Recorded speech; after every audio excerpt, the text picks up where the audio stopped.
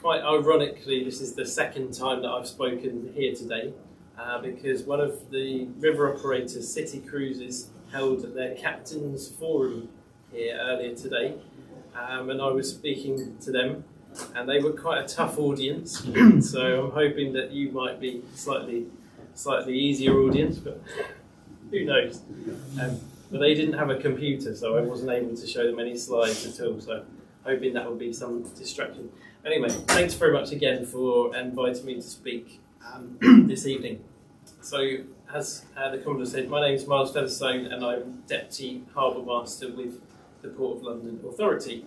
So, before I explain what the PLA actually does today, I thought it'd be interesting to tell you a little bit about the history, partly because I'm a historian, amateur historian myself. So let's look at what came before the PLA. So if you think back to the 1800s and imagine what it may have been like outside the window, this is a drawing of the upper pool, and as you can see, you've got the Tower of London there, so it's not all that far from where we are this evening. And as you can see, there is a large number of vessels constraining the navigational channel. We've got small waterman skiffs mixing in between all of that traffic.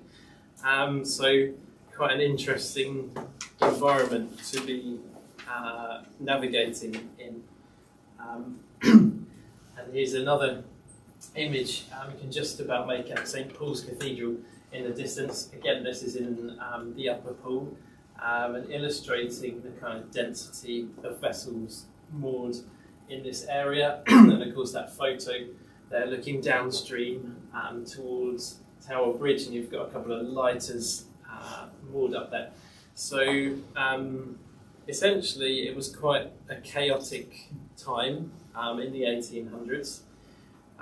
There was no overall control of navigation on the river, and as an illustration of the kind of Wild West nature of the area, the Thames Police was actually formed in 1798, which is earlier than the Met Police or basically any other police force in the country, and that is a demonstration of the kind of lawless nature of the river. There was essentially piracy taking place. People were stealing things from vessels moored on the river. And as I say, 1798, the Thames Police was formed in order to kind of deal with that. So if we move onwards to 1857, an organisation called the Thames Conservancy was formed to try and give some kind of control to the river, which up until then was controlled by the City of London, as in the square mile City of London. And the Thames Conservancy, when they came into being in 1857, they controlled the area from Cricklade all the way down to Yantlet Creek in Southend, so a very large area. And you can see their house flag there, and their cat badge. And you will notice that it does incorporate the St George's Cross with the little sword in the corner, which is of course the flag of the City of London. So the Thames Conservancy kind of did their best for 50 years or so, but things were increasingly becoming out of control, and there were more and more docks being constructed, such as St Catherine's being a nearest example, and they were all constructed by competing dock companies that had their own rules and regulations. And so essentially it came to a time when it was decided that something needed to be done about this situation, that there was no real control over what was going on the river. And so a royal commission was established in 1900, and you can read the entire wording of what they were commissioned to look into there, but it was essentially to look at how the river was being managed and the docks as well, and what should be done to address that situation. So they met in 1900, and as you can imagine, governmental these kind of things take some time to actually come to any decisions, and they did conclude that some kind of organisation should be set up to take control of the river and the docks. And this was debated in Parliament numerous times, and it wasn't until 1909, so 9 years after the Commission was actually first set up, that the Port of London Authority was created. And just a quick question: how did the Asiatic Society in Mumbai get involved? Because it's stamped across that document. I really have no idea. Because it's a few thousand miles away. I do know that obviously this is a period when the British Empire, that London was part of the Empire, and London was used as a model for colonial harbour authorities. So it may be that they used the example of the Royal Commission to form a similar organisation, but that's just a guess. That's right. That's a good question. I like history. You'll get a few more. So, as I say, 1909, the PLA, the Port of London Authority, actually came into existence, and it was established as a public trust, meaning that it did not receive any government funding, did not have any shareholders, and that is still the situation today. And the PLA took control of all of the river from Teddington out to the Yantlet in Southend, but also, in some ways more importantly, all of the enclosed dock systems. So in this chartlet you can see a number of the enclosed docks. So we've got the Royal Docks here on the right hand side of the image.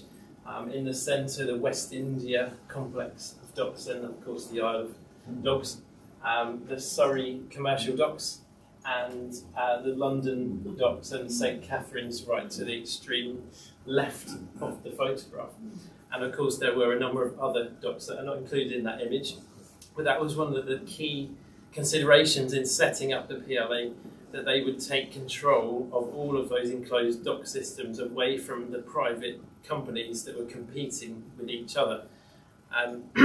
You could say it was an early form of socialism in 1909. It's quite an unusual step to take, to actually take control away from private enterprise at that time.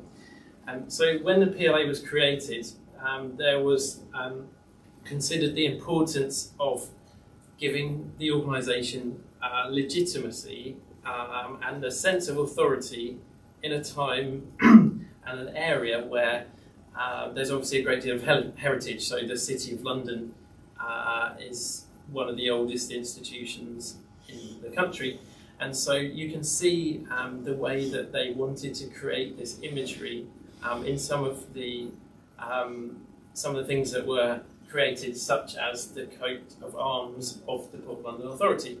And you can see evidence of this on the right hand side. You'll see that's actually the Royal Standard, and that's actually very unusual for a coat of arms to be granted the right of displaying the Royal Standard.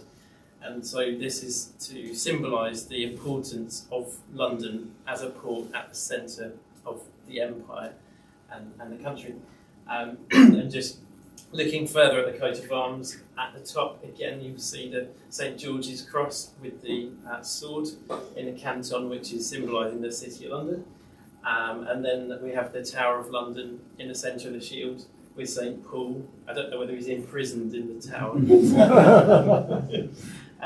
And then we have the supporting figures of the sea lions and the motto, which is "May the Imperial Port flourish," and of course Imperial referring to the British Empire and London being the centre of that time.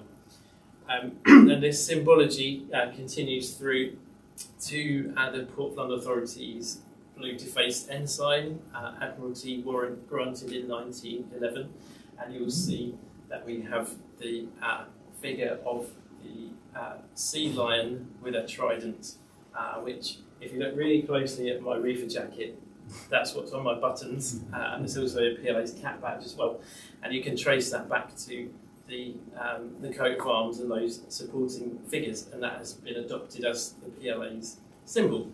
And I think it's quite significant that the Admiralty warrant was granted in 1911, which is only a couple of years after the PLA was formed. And again, it's all about creating that legitimacy and authority of this new organisation on the river. Also extended to creating buildings and infrastructure. So some of you may be familiar with 10 Trinity Square, which was constructed as the Port of London Authority's headquarters. And this was designed by Sir Edwin Cooper. And work started in 1912 and didn't finish until 1922. So 10 years in order to construct this building. And some of you may know it's not all that far from here, and it's currently a luxury hotel, a Four Seasons hotel. It is a fantastic building, both inside and out. And if you look very carefully, you'll see that there are many images relating to the PLA still on the building. If you look very carefully on the lamppost outside, it actually says PLA in the scroll text. And I would recommend going into the Rotunda bar if you can afford the price of the cocktails. So the PLA continued, was set up in 1909, continued to take control over the river quite successfully, and was quite heavily involved in World War I and World War II, more so in World War II. And here's a few images of the port during the war. You can see there the huge smoke clouds in the sky during the Blitz. The docks were obviously a significant target for German bombing. You've got a sort of a naffy wagon there that's actually provided by the PLA for dock workers. You've got Winston Churchill in the docks inspecting things, and then a tank which is being loaded for D-Day. Obviously the port played quite an important role in both keeping the country supplied throughout the war, and also involved in sending out munitions and supplies. And that photo with the tank is actually in preparation for D-Day. The PLA does have its own war memorial at the Port of Tilbury with a stained glass window, and it gives the names of all of the PLA employees that died in both the First World War and the Second World War. So that's the kind of historical section coming to a close, and if you are interested in history, we do have a really good exhibition at the London Museum of Docklands at the moment, which is called London Port City. There is a gallery that relates entirely to the PLA, but this is a temporary exhibition, and it kind of looks at all kind of aspects of the PLA's history. We have a very rich archive, which is looked after by the London Museum of Docklands, which is at Canary Wharf in an old warehouse. And I would definitely recommend, if you are interested in history, visiting that exhibition, because it is only temporary. It may not be there for all that much longer, so I definitely recommend that if you are more interested in the history side of things. So now moving on to the PLA of today. So if you remember, when we were created, our area of jurisdiction was from Teddington to Yantlet, which is in Southend. Teddington, of course, is where the non-tidal River Thames commences. And when the PLA was originally set up, the Thames Conservancy was given the rest of the non-tidal river. Now sits with the Environment Agency. But the PLA's area has actually extended quite considerably out to the sea. So Around about here is the original extended jurisdiction. As you can see, there's a very large blue areas come out into the estuary. And if you draw a line roughly from the North Foreland up to Clacton, that is the limit of the seaward limit of the PLA's jurisdiction as a port authority. And we actually even have control slightly further than that for a different purpose, which I'll talk about later. But it's 95 miles linear, and square miles, I can't exactly remember the figure. I think in kilometres it's around 400 square kilometres. So it makes us the largest port authority in the UK, certainly, and one of the bigger ones in the world. So the next few images are all from the same River Thames. So here we have some container ships. The one in the middle is one of the larger container ships in the world. And then we have an image here not far from this location of a cruise ship coming through Tower Bridge. And then we move to the Oxford and Cambridge boat race at Putney. And all of these photographs are on the same River Thames. And that's what makes it such a unique environment to look after, because of the variety and diversity of activity that takes place on the river, which can broadly be categorised as heavily commercial shipping from the estuary to the Thames Barrier.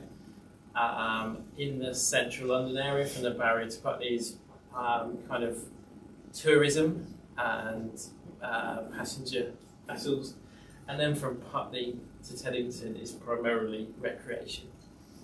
And as I say, as a harbour master, that's what makes it such an interesting, varied job, and looking after all of those different kinds of activities. So in terms of the port's traffic, we handle all kinds of cargo, containers, tankers, ro-ro, cruise and naval vessels. There's around 25,000 vessel movements every year, and 14,000 pilotage acts, and many more inland waterway movements, and of course recreation as well mixed in with all of that. So let me ask you a question. If somebody wishes to put a hand up, what do you think, which port do you think is the biggest port in the UK in terms of tonnage? What's the most commercial port in the UK? Can anyone guess? London Riverside. Okay. Felixstowe. Any other? London Riverside. Okay. Hull. Okay. Just going to show you a graph there, which shows that actually it's London, which is the #1 commercial port in terms of tonnage in the UK, and that's based on 20 statistics. And then you might not be able to see it from this far away, but the next down is Grimsby and Immingham, followed by Milford Haven, Liverpool, Hartlepool, Southampton, Forth, Dover, Felixstowe and Belfast. So that is something which surprises a lot of people. There is this impression that the River Thames died as a port when the docks closed, and that is not the case. The activity moved downriver away from central London and the enclosed docks, and of course can only look at Canary Wharf now to see how things have changed. But there is still a very considerable amount of commercial activity taking place on the Thames. Yes? Sorry, what are the colours? So I haven't included the key, but they do indicate different types of cargo. Unfortunately, because I didn't include the key, I can't remember the different types. Yes, Sorry. Anyway, that can be your next talk. Yes. So it would be split with containers, fuel, oil products, dry bulk cargoes, cars. and potentially, and also aggregates. Actually, on the Thames, aggregates is one of the largest trades, and there's even more and more aggregate berths wishing to be opened on the river. So yeah, as I said, we are the #1 in the UK, and if anyone thinks that maybe that's to do with the statistics being affected by COVID, even in 2019 we were actually at the top, so it's not to do with COVID. Obviously that has affected things, but we are a significant commercial port in the UK. Is that since the opening of London Gateway? So that has definitely had an impact, but I think if you look at the actual diversity of different cargoes, so aggregates, fuel as well, we've always been quite high. But yeah, I think that's a fair point, that since the opening of London Gateway, that has actually increased the figures quite considerably. A lot of fuel goes to grain, doesn't it? Yes. A lot of fuel goes to grain, and then of course there's jewellery as well, so it's awful. Yeah. Can I just ask as well? Yeah. Dover, I think, there's a feature, and Dover is the place we always hear about in the news.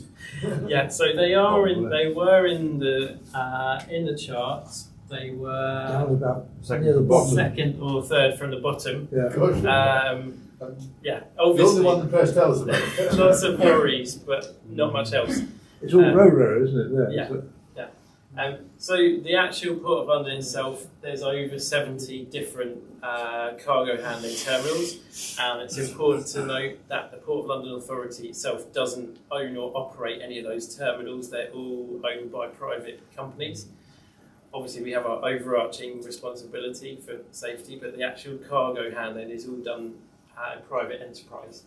And this is a map, probably a little bit small for you to see, but all of the red dots are different terminals up and down the river, and they do actually extend towards central London, and even to the west of central London in Wandsworth we have aggregate terminals as an example. Obviously we don't get large dredges going there, it's in tugs and barges, but there is quite a large spread of terminals up and down. So is Pacific Corporation independent because they have their own terminal here? Walbrook Wharf, yeah. It's not on there actually. That's a good point, yeah. Yeah. I guess that's probably not counted because it's refuse, but yeah, good point. Well, that's a wharf, isn't it? That's Yeah. very good. That's a fair point. So the types of things that come into the port, anything you can imagine really. Alcohol, meat, cars, fuel, definitely lots of fuel. Interestingly, during the so-called fuel crisis, out of my window at Gravesend, I could see huge tankers coming past every day. Ships, not obviously road vehicles. There was no shortage at the supply, the distribution terminals. We have a couple of terminals that supply most of London and the southeast. But obviously, it was actually due to the distribution issues that potentially caused a problem. So yeah, anything that you can imagine really comes into the port, and obviously in a shipping container, we don't really deal with what's in a shipping container, but there could be literally anything that you could imagine. So that's the kind of cargoes. We also are the busiest inland waterway in the UK. So pre-COVID, there was over 10 million passengers a year, and also over 5 million tonnes of inland freight, as we would call it.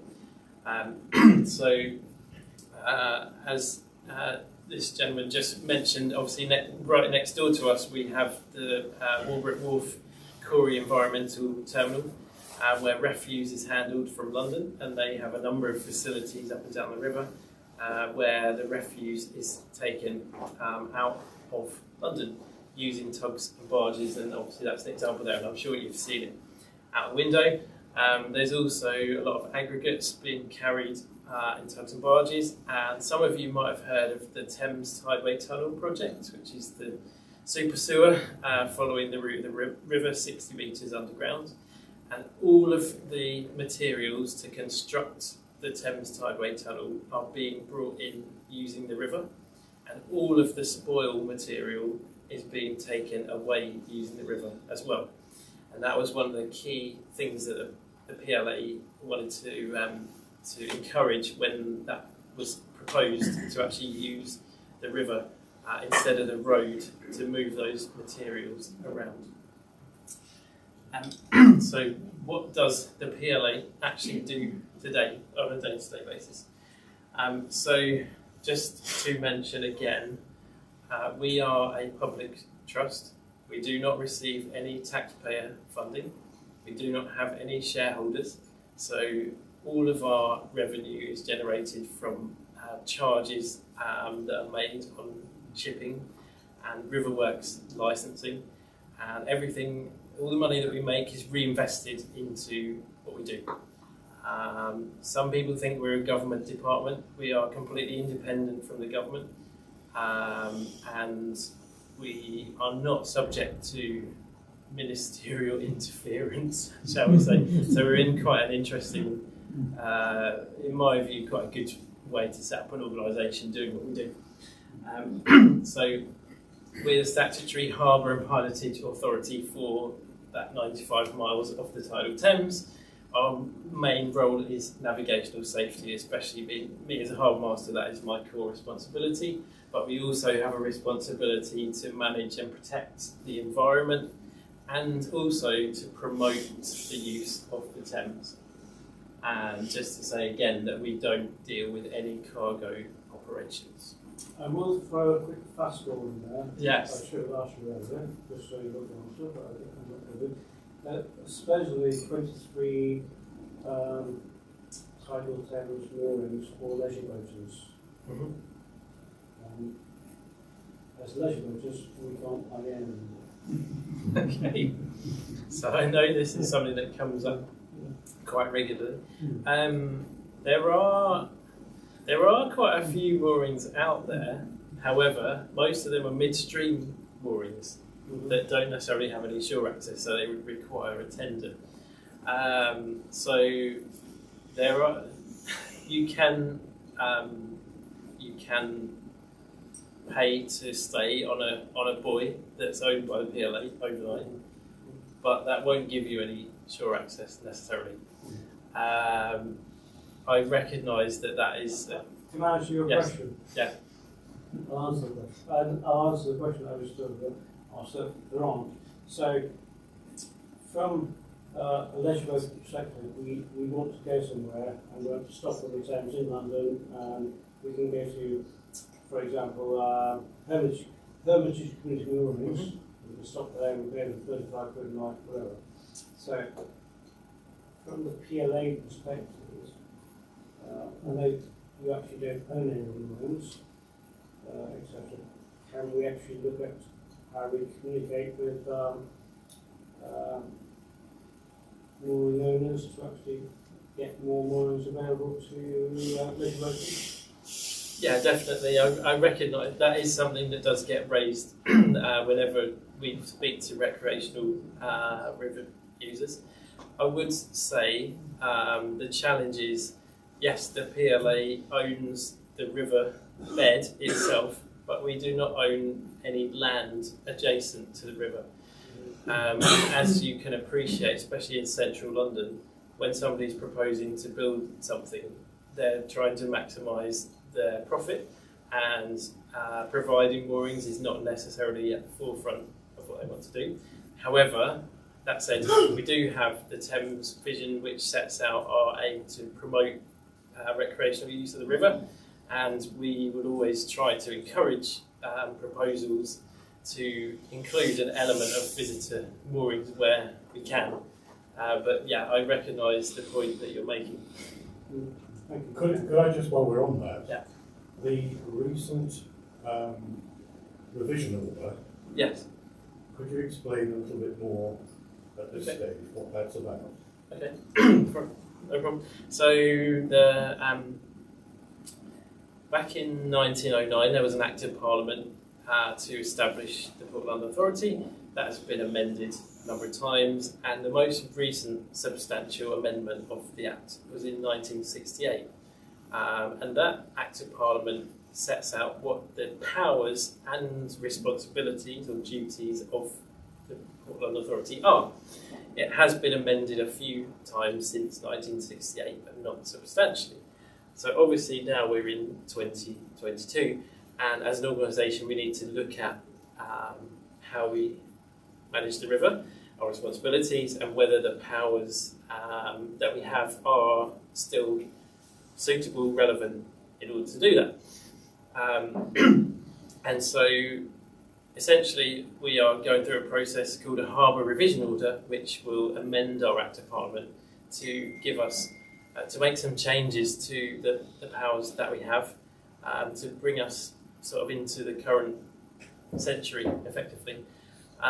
So that is something that is obviously subject to public consultation, which you're probably aware of, you might have commented on yourself. But yeah, as I say, the main, I could go into lots of detail about specifically what the changes we're are. not here to sort of get Mars on our target tonight and ask all these questions, because I'm sure lots of you got different questions over that as I did briefly. Yeah, so we don't need to understand the complete legislation, but clearly. In summary, the world has changed a lot since 1968. Yeah, absolutely. I've got one simple question, going back to the fact that we're in the Little Ship Club, and the issue has been raised twice now, or 3 times, in terms of leisure craft. So my question to you is, when and how are you going to come back to Little Ship Club with some answers to those questions that have just been posed about leisure mooring facilities on the Thames? Well, Will you commit to when and how you will do that? At his leisure. At his leisure. That's not the answer. That's not an unacceptable answer. So I'm actually a member of the club, so I will be here to to address that point. But with the PLA, Mars has given a very good presentation on the PLA and the way that it actually operates. And we are all users of the Thames. Alan and I very recently got stuck out on the river. Alan, stick-handed. We got stuck out on the river one evening, and from my knowledge, we knew where to go. And it's one of these questions that we say, yeah, what about leisure moorings on the Thames? Because it's quite different to find. And as you acknowledged, absolutely. So that's something I no doubt we'll look into. We're not here to assassinate our speakers. But I would just really like to make that point again, that we do not own any of the land adjacent to the river, apart from a couple of areas. So yes, we can provide moorings in the river itself, and there are some moorings out there. They're midstream moorings. I appreciate that's a challenge, but that is our biggest issue, in that we don't control the land adjacent. But I completely accept that point. Your question. But when it comes to managing and protecting the marine environment, do you find there's a bit of an overlap with the Environment Agency and the Marine Management Organisation? Yes, definitely with the Marine Management Organisation. So anyone who wants to build something on or over the Thames has to get permission from the PLA. They also have to get separate permission from the Marine Management Organisation, and that's been recognised that is a bureaucratic nightmare for somebody who wants to build something. So we are kind of in negotiations with the MMO as to aligning the licensing regimes together, so that you only need to get one permission if you want to build something on the Thames. The Environment Agency, yes, we do have involvement with a lot to do with flooding, that kind of issues. But of course, they also occupy an interesting position that they are the navigation authority from Teddington upstream as well. But yes, there's lots of overlaps. So yeah, sorry, I've lost my train. Well, not my fault. No problem. So just going into what Harbour Masters do, which is obviously my job. regulating and enforcing those rules. And when I say enforcing, that doesn't necessarily mean prosecuting people. A lot of the time it's to do with education. But sometimes when somebody has done something quite seriously wrong, we do actually have to take things a little bit further. And we have an interesting position where legally there's lots of regulations relating to the port, and it is our responsibility as an organisation to actually bring prosecutions. The Crown Prosecution Service does not get involved in that. So in the most extreme cases, we can prosecute people, and we have done so, though the most recent examples are irresponsible jet ski users. And we actually managed to get a fine and cost of £4,000 of an irresponsible jet ski user recently who was speeding in an environmentally protected area. We also investigate any kind of navigational incidents that take place on the river. There are a lot of commercial movements and issues that take place. A lot of them don't require a great deal of investigation, but sometimes there's larger scale incidents, and we have a duty to look into all of those, including recreational incidents as well. So if there has been an issue involving a recreational vessel, then that should be reported, and we need to look into that. We might not look into it in as much detail as a commercial vessel, but we do need to know what's happening on the river. We look after events that take place. So biggest example of that is New Year's Eve. I had the difficult task of dealing with the fireworks last year, which the Mayor of London said that they didn't want anyone to know about. And then we had the battle of we need to publish a notice to mariners to tell people that there's a river closure, but then we can't do that because we don't want the public to know about it. These are the kind of challenges that we face as Harbour Masters. As I mentioned, river works, people that want to build things on or over the Thames, there's various departments involved in that. But as a Harbour Master, we have to assess whether there's an impact to navigation. So does somebody want to build a park outside here, or a new bridge with lots of trees on it? Maybe we have to consider the navigational implications of that. We also have to liaise with our stakeholders, which, as you can imagine, is a very large number, given the size of our area being 95 miles. One of my particular jobs as well is dealing with cruise and naval visits. So there was supposed to be a Belgian frigate moored alongside HMS Belfast on Friday, but I had to advise them it probably wasn't a good idea given the anticipated weather conditions. So those are the kind of things that we have to deal with. We have vessel traffic services, which is like air traffic control on the water. Some of you might have heard or spoken to them on the VHF. That's one of our centres at Gravesend. We actually have another centre at the Thames Barrier. And they have a network of radars and AIS receivers looking over the entire 95 miles of river. And this is a slightly grainy image from VTS. And this shows what we call the O's area. So South End is kind of that way. The Richard Montgomery is here, if any of you know about that. Yeah. So we've got a number of channels converging here. So you've got the River Medway here, Sea Reach, which is the route into the Thames, the Barrows, which is coming, and the Sunk, coming down from the north, and Harwich, and then the Prince's Channel here coming from kind of Ramsgate, North Foreland area.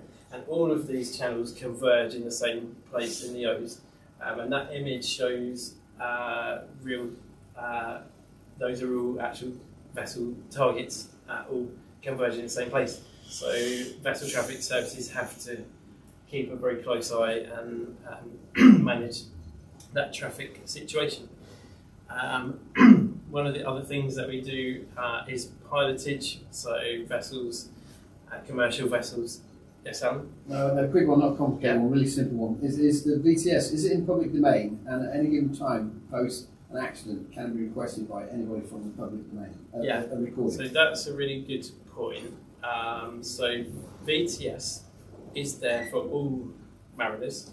Obviously, they primarily speak to commercial vessels and they're required to report to VTS.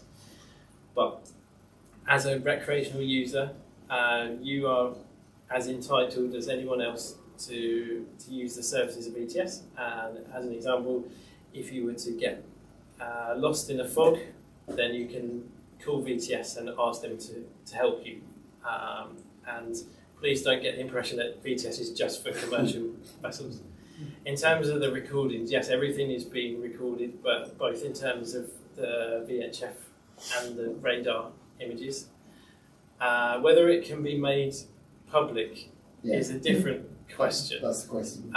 It's not necessarily in the public domain, but if somebody made a request for a recording, then potentially, yes, it could be. Probably an unfair question. I'll catch you later on. Sorry. Okay. So as I was saying, we also provide pilotage. So commercial vessels come in and out, need to take a pilot for their local knowledge, given the complexity of the area.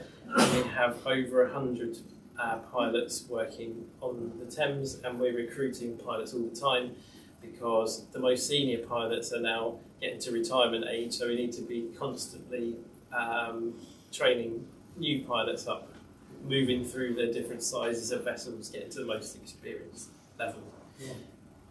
One of the other things we do is have a harbour patrol service. You might have seen one of our boats going past outside the window. They're 24 hours a day in this area, but not across the whole port. And there are the Harbour Master sort of eyes and ears, making sure that people are following the rules, but also they can provide help if you break down, that they can tow you to a place of safety as well. We have a hydrographic service. We actually have the biggest and most capable hydrographic team in the country. And you can see there one of the hydrographic images. You probably can't see from that distance, but there's actually a really clear image of a shipwreck there. It's incredibly high resolution that they can survey to. We also have marine services teams that deal with, we've got our own divers, salvage, oil spill response. We also do collect driftwood. You might have seen our driftwood catchers out in the river that swing around with the tide. They get collected at regular intervals. So somebody mentioned London Gateway earlier, so just to tell you what that's about, it's down in Corriton in Essex, where the red circle is. So this is where the Corriton oil refinery used to be, and it's now a container terminal. It's quite an interesting place because the terminal's to the top of the picture, and as you can see out at the bottom, there's quite a large sandbank in that area, and the channel is only 300 metres wide. So when an ultra-large container ship is turning around to go on or off the berth, the whole of the navigational channel is occupied. So that creates a challenge in terms of managing traffic around those vessels. We do have recommended small craft routes that actually come outside of the channel to the south. But in terms of commercial vessels, it needs a lot of management. So for anyone that might be navigating on the Thames, I'm just going to give you a very couple of brief pointers, and then I'll finish because I've gone on for some time. There is a 12 knot speed limit from Margaret Ness to Wandsworth. Margaret Ness is kind of just downstream of the Thames Barrier. There are exemptions to that. You might see the Thames clippers with the flashing yellow lights, but for an ordinary recreational craft, the speed limit is 12 knots. The Thames Barrier, some of you might have had the experience of passing through the barrier. You do need to ask permission to go through. I love that description on Google, a giant movable dam with a visitor centre. So out of interest, that is an image of the barrier in the closed position. And a dredger coming through So you have to get permission to pass through, and you'll be allocated a span, call it a VHF. And there's a little silly animation of two vessels being deconflicted. Could I just ask, Yes. do you have responsibility for telling the Thames Barrier Control when to close? No. So Who does that come the from? way it works, so the Environment Agency owns and operates the Thames Barrier itself, and they are responsible for deciding when it opens and closes. We are responsible for the safety and navigation through the barrier, but we follow what they say as to when it gets closed. And the next thing that you might find is Greenwich shipped here. So some of you might have seen there's 6 buoys in the river at Greenwich, and that's the last kind of place before central London where we can bring big vessels. So this is HMS Albion of the Royal Navy being manoeuvred into position at Greenwich. It's quite an interesting manoeuvre because it's midstream mooring, as indicated by that circle there, and the ship basically has to be moved sideways using the tide into position and then secured all of those moorings. So when that is taking place, we have something called local traffic control. So PLA Harbour Master's patrol boat will be there with blue flashing lights, and if you want to pass through that area, you need to speak to us on the VHF. And yeah, as I say, HMS Albion moored up at Greenwich. You do get quite a lot of complaints from the residents having their views blocked out from their luxury balconies. We get vessels like that. And almost at the end now, so just coming very closer to home, St Catherine's Dock is quite an interesting issue. So you can see there the enclosed dock system obviously was built originally for commercial activity, but it's now a marina. Vessels have a tendency to come out into the river without any consideration of traffic in the area. So yeah, just if you're ever in St Catherine's, especially if you're coming out of St Catherine's, just think about the other traffic around you, whether there's tugs and tows coming through and other vessels like that. One of the clues to whether there is traffic, large traffic around you, is the isophase light on the centre of the bridge. So if you see a white flashing light on any of the bridges from Tower Bridge upwards, that means that there is a big vessel or a tug and tow coming through the area, and you should keep clear of the centre arches of the bridge. Have a couple of other local signals, so the 2 amber lights that is incorrectly there stated as open to navigation, that actually is the arches that fall within the navigable channel, but there's no reason why you can't use another arch if you have the draft to do so. Reduced headroom, it is still in the bylaws to this day that the official signal that you must display by law if you're reducing the headroom is a bale of hay suspended from the bridge and a white light by night. And finally, if an arch is closed to navigation, then it's the 3 red discs in an equilateral triangle with the red lights at night time. So yeah, that is all of the presentation. You've already asked quite a few questions, but I'm very happy to accept any further questions that you may have. Thank you very much indeed, Miles. That's very... Thank you, Mark.